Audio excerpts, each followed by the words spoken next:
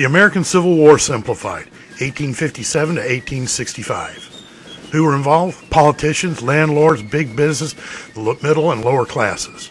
The middle and lower classes, both in the North and the South, really didn't care for war. There's one man, John Brown, a revolutionary for anti-slavery, that we'll look at too. Why Civil War? Politicians cared nothing about the Negro slaves. The landowners wanted the national government to stay out of their slave-owning plantations. The big business of the North wanted cheap labor, and jealous of the South's no pay for slaves business. The North middle class didn't want war. They cherished their children, didn't want them to die.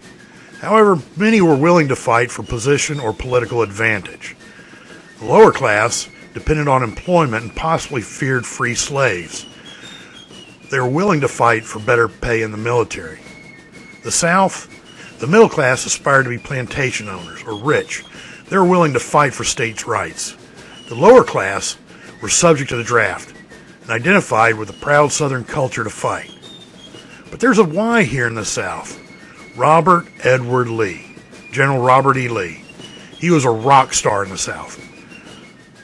Robert E. Lee trained at West Point with many of the Northern generals he faced.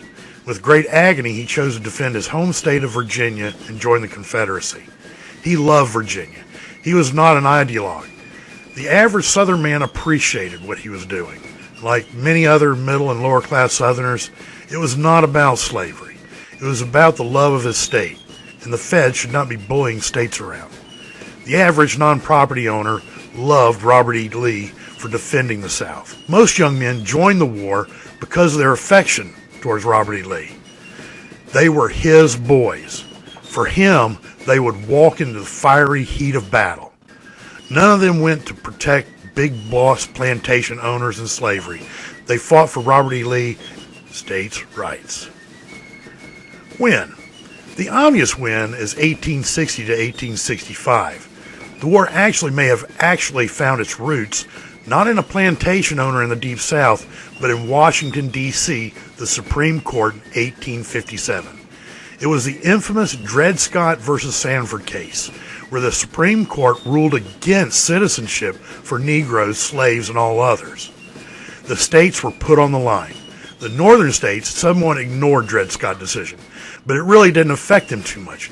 Negroes in the North enjoyed, I say enjoyed in parentheses, some liberties. Not equalities, but some liberties. The southern states, among politicians and landowners, the Dred Scott decision was celebrated. The Supreme Court had established the states' rights to do with Negroes what they would do. It was up to the states to determine what they would do next.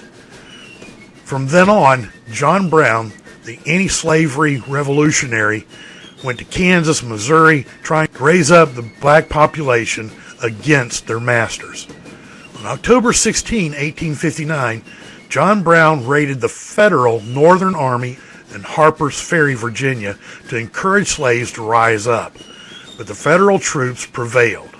The oddity of John Brown's act was against his government, the North. While it may be commendable on his part, it actually created a spark on both sides, the North and the South. The North took this as Dred Scott. Negroes not equal in law, it's not to be fought over. The South, he is attacking states' rights. So what were they to do? Well, there was the next presidential election. There were 4 parties at that time. 2 Democratic candidates, John Breckinridge and Stephen A. Douglas. Then there was the Constitution Union Party with John Bell. The new party, the Republicans, nominated Abraham Lincoln. He received the largest popular and electoral college vote. The Democrat vote was split, but both agreed with Dred Scott. When Abraham Lincoln was elected, the Southern Democrats knew that there was a problem. They rebelled against the ideals of the new Republicans. By his election in 1860, Abraham Lincoln was inaugurated on March 4th, 1861. Where did it start?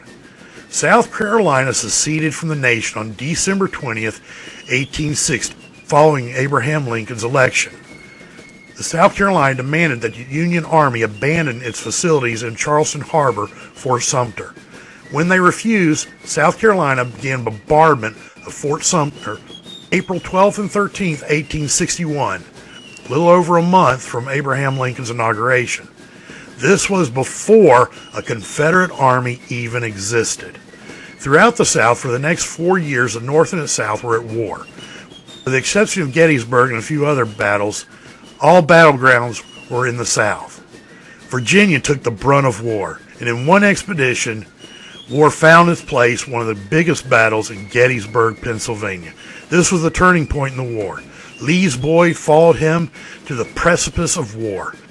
Robert E. Lee, in his brilliance, the South's economic low, the South's highest armament, took his greatest and final gambit, July 1st through 3rd, 1863.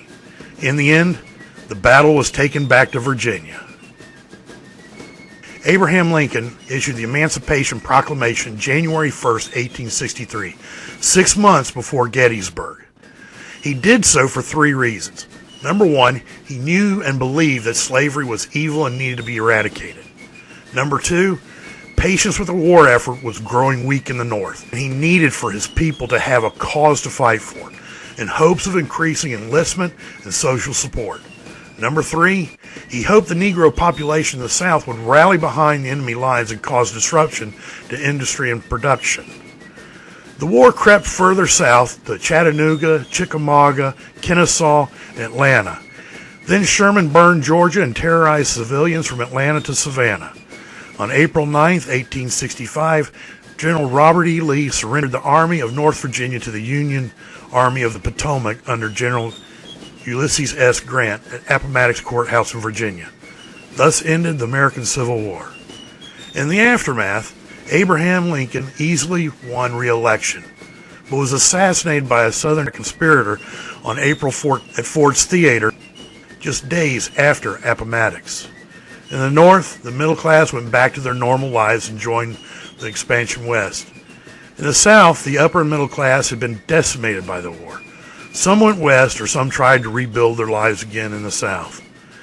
The North and South lower class either went back to bare means or saw the expansion west as an opportunity for some kind of freedom.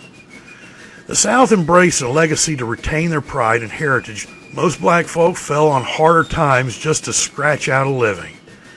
The North burned all opportunities, lands, and legacies for both whites and Negroes in the South.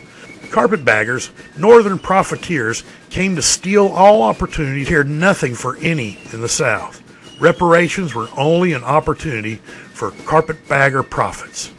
Up until World War II, most Southerners were still leery of Northern motives. I know this has been a very simplified explanation of the Civil War, but I think it captures what happened on both sides with clarity. Obviously, there's a lot to be learned. There's volumes written about the Civil War. God bless you, and thank you for joining us.